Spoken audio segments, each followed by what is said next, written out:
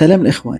كتبدأ أحداث الفيلم سنة 1944 وبالتحديد في النهاية ديال الحرب العالمية الثانية. في هذا الوقت فنلندا والاتحاد السوفيتي داروا اتفاقية، وهذه الاتفاقية هي أن فنلندا تاخذ سلاح من النازيين وتخرجهم على بلادها. في هذا الوقت اللي النازيين كيدمروا وكيحرقوا في فنلندا كيبان لينا راجل شارف سميتو أطامي قرر يعيش بوحده وبعيد على الحرب، هو والكلب والعود ديالو. بقى عايش واحد الفتره كبيره وما شاغلش راسو بحتى شي حاجه. وكنشوفوا اطامي هاز واحد الصينيه كيبان بحال كيقلب على شي حاجه، وكنعرفوا هذه هي الطريقه ديال التنقيب على الذهب. المهم بقى كيقلب حتى بانت ليه بين التراب حبه ديال الذهب، وما كانش متيق راسو كيغوت من الفرح. ومن هنا بدا كيقلب على البلاصه من جاي هاد الذهب، يعني المصدر ديالو. كيحفر وكيقلب حدا النهار كل يوم تقريبا، حفر في بزاف ديال البلايص، وكل بلاصه كيحفر فيها كيعلم بشي حاجه، ولكن ما كيلقى والو. وبقى على هذا الوضع ايام، واخا وكاك ما فقدش الامل. حتى لواحد النهار وهو كيحفر تصدم بواحد الكتله كبيره ديال الذهب، بقى واقف تخلطوا عليه المشاعر وبدا كيبكي من الفرحه. من بعد ما جبد داك الذهب فرقوا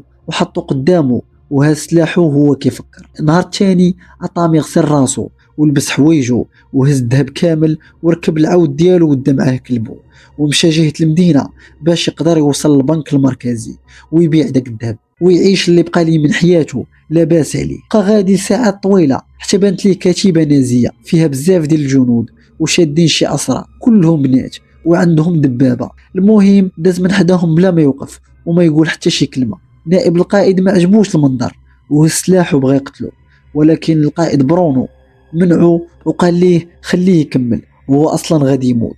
خلاوه يمشي وهما كملوا طريقهم. بينما اطامي في الطريق كيبان ليه جوجة معلقين كيشوف فيهم وما كيتسوقش. كيكمل طريقه حتى كيوصل للكتيبة الثانية، وكان عرفوا علاش القائد برونو خلاه يدوز. القائد ديال هذه الكتيبة وقفوا وخلاه ينزل من العود ديالو وبداو كيفتشوا فيه. من لقى عنده الذهب خلى الجنود ديالو يقلبوا كاع داكشي اللي عنده وبغى يقتلو. اطامي تحنى وامر الكلب ديالو باش يمشي يتخبى ورا الحجره. الكلب مشى كيجري، ولكن واحد الجندي بدا كيتيري فيه باش يقتلو. هنا عسيله ديالنا تعصب وبقى شاد في الموس ديالو، وفي نفس الوقت القائد هز السلاح على اطامي، يلا بغى يتيري فيه. اطامي هز الموس ديالو على غفله خشاه القائد في راسو بحال الا طبع شي دلاح. الجنود كاملين تصدموا واستغل الصدمه ديالهم وهجم عليهم كاملين بالموس. اطامي شد الواحد سلاحه وخلاه يتيري في صحابه، وهنا برونو سمع الصوت ديال القرطاس زيد وحس بشي حاجه ماشي هي هادي، وشد واحد فيهم بدا كيشلخ فيه بالموس، تخبى به كدرع بشري وصفاه اليوم كاملين الواحد بالواحد.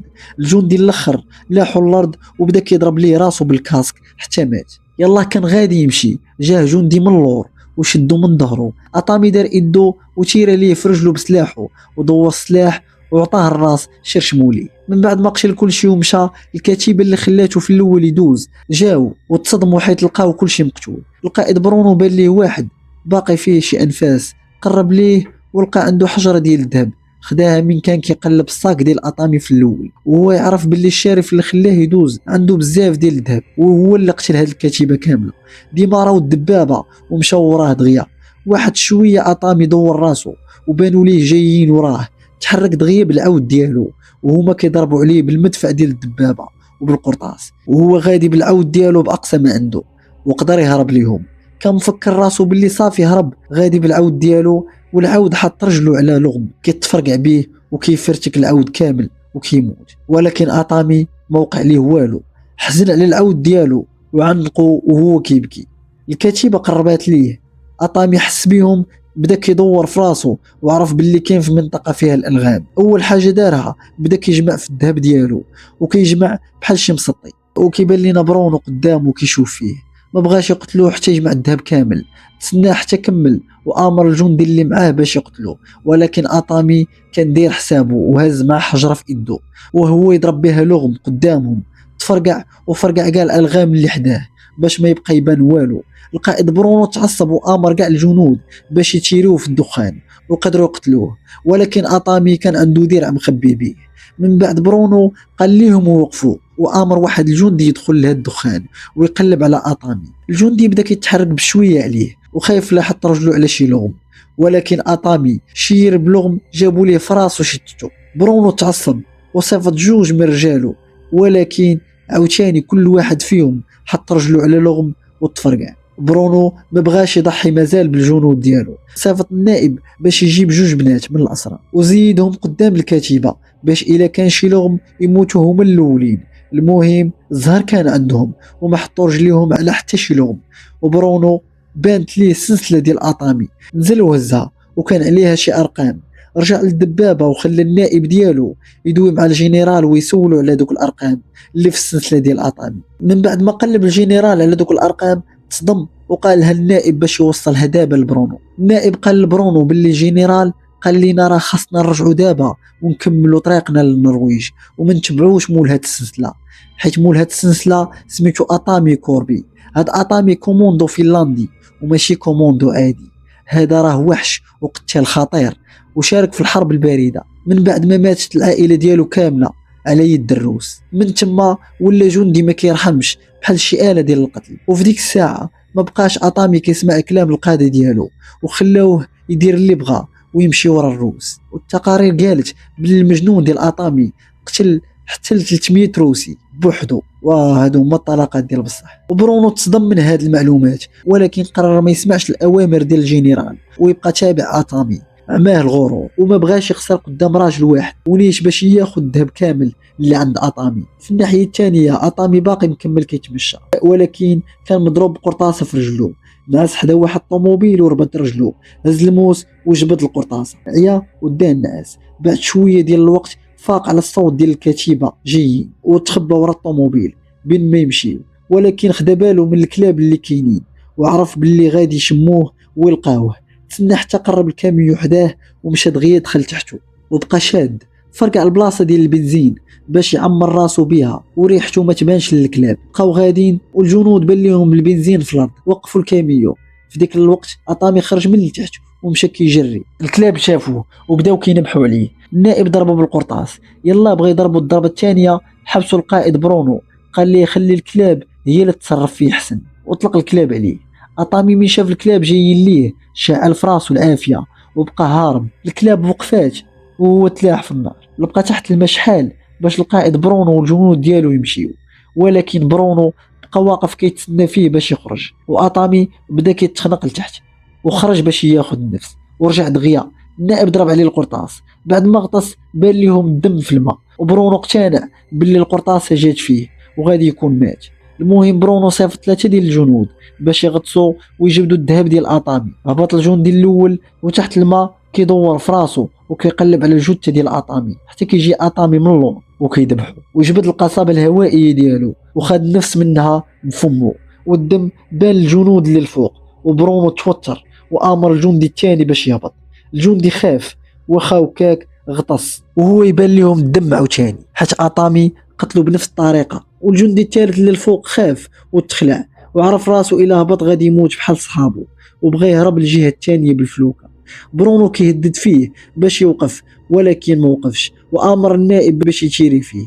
النائب ضربه بالقرطاس وقتلو والفلوكه وصلت للجهه الثانيه. أطامي استغل الفرصه وطلع من تحت الفلوكه، هز الجندي على ظهره باش يتخبى به كدرع بشري وهرب، ولكن خلى الكلب ديالو وبرونو خد الكلب معاه.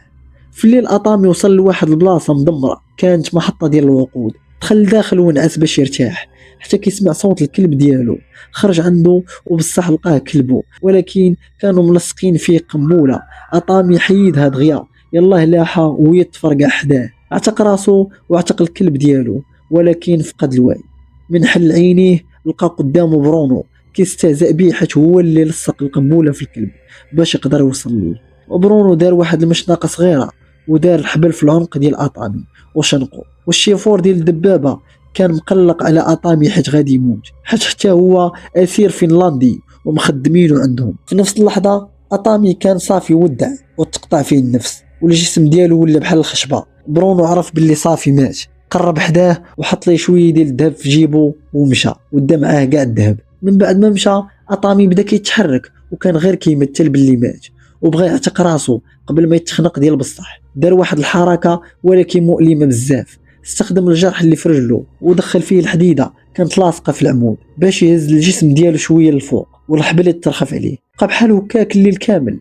في الصباح دازت فوقو طياره وهبطات حداه وبداك الضغط ديال الهواء اللي دار الطياره خلات الحديده اللي لاصقه في العمود تحيد، والعمود مال كامل وطاح اطامي. وديك الطياره هبطوا منها جوج باش يشوفوا واش باقي شي بنزين في هذه المحطه. كل واحد مشى لجهه، وواحد قرب جهه اطامي وتصدم من شاف اطامي باقي عايش. جبد سلاحه وقرب منه، يلا بغى يشيري فيه. اطامي ضربه برجله، طاح جا راسو على الحجره ومات فوقها. وصاحبه بدا كيعيط ليه ولكن ما ردش عليه، جا باش يشوفه واطامي كان كيتسناه. ضربه بحجره راسو وغيبو، ربطو في العمود وبرك قدامه وبدا كينظف في الجروح اللي كانت فيه وكيخيط فيها.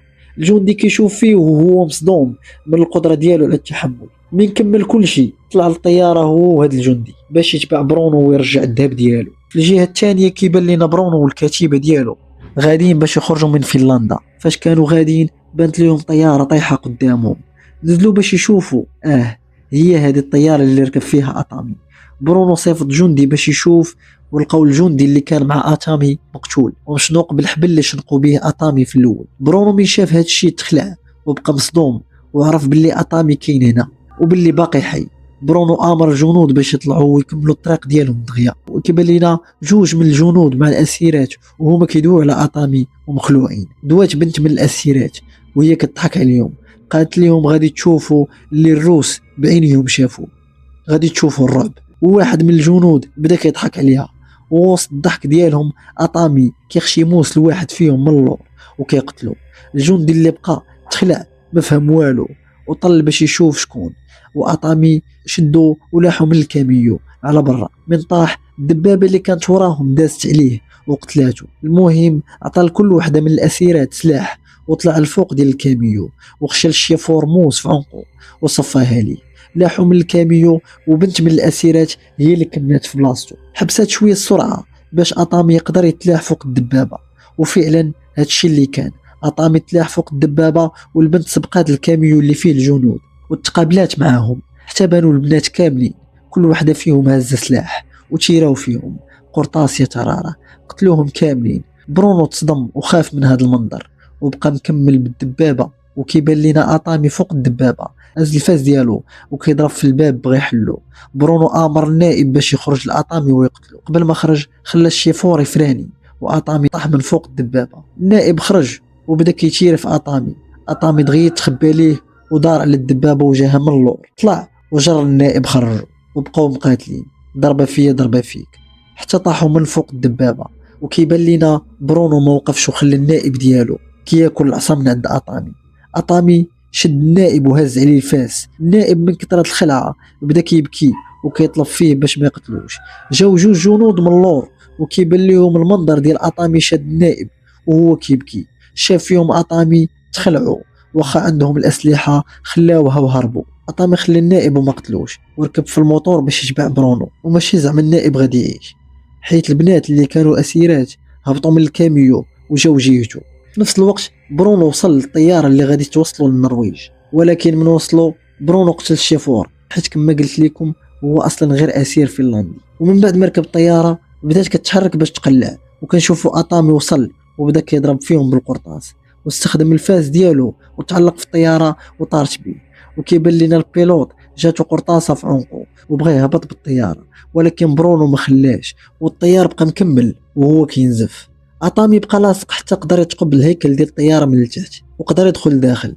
برونو حس بيه وخرج باش يشوف. السلاح بغى يضرب اطامي ولكن اطامي ما عطاش فرصه، تلاح عليه خبطوا مع الحيط وبقاو مقاتلين. وكنشوفوا برونو كيسلخ في اطامي وما نساوش باللي اطامي دابا مضروب. هادشي علاش جا ساهل لبرونو. المهم برونو جابوا الارض وبدا كيضرب فيه وهز حزام ودور على يديه وبقى كيضرب في اطامي حتى حل اطامي وجهه وهو كينزف وما كانش عارف اش غادي يدير بهاد الحاله اللي هو فيها. واطامي خد باله من صاروخ حداه قرب منه وبدا كيستفز في برونو.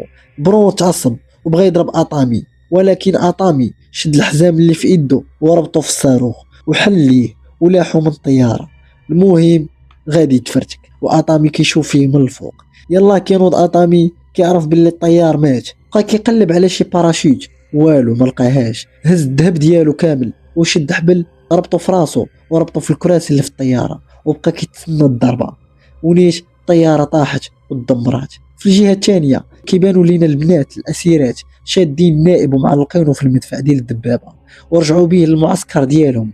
والبنت قالت للقائد ديالها باللي سرقوا هاد الدبابه وجابوا هاد النائب كاسير وقتلوا بزاف ديال الجنود النازيين، واطامي غادي يكمل عليهم كاملين. القائد تصدم حيت من مده كبيره ما سمع على اطامي والو، وكنشوفوا باللي اطامي ما ماتش وباقي عايش، حيت الطياره طاحت في بركه ديال الطين وتعتق من حزم راسو بالحبل مع الكراسي ديال الطياره. المهم خرج من تما وهز الموتور ومشى هو والكلب ديالو للمدينه. من وصلوا للمدينه كيدخل للبنك المركزي وكل شيء كيشوف فيه وخايفين منه من الشكل ديالو، ولكن هو ما كتسوق لحتى واحد، بقى غادي حتى وقف قدام الموظفه حط قدامها الذهب كامل اللي كان عنده وقال ليها بغيت في بلاصه الذهب فلوس. الموظفه مصدومه وخايفه وهي كتوجد ليه في الفلوس. وهنا كيسالي الفيلم. تسناو الجزء الثاني في اقرب وقت.